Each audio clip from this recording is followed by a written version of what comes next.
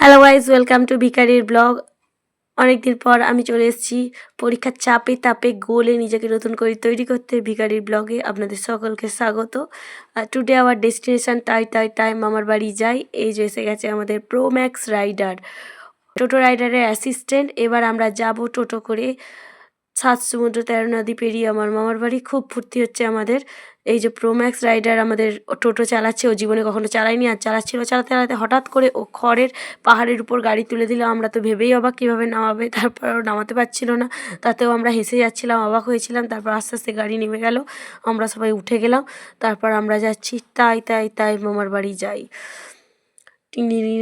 এই যে যাচ্ছি আমরা চিল মারতে মারতে। রাস্তা অনেক খালি ছিল, আমাদের ড্রাইভার ছিল প্রো ম্যাক্স। এই যে আমরা চলে এসেছি গজার মোড়, সেখানে মিষ্টি কিনে হেলতে দুলতে আমরা যাচ্ছিলাম মামার বাড়ি।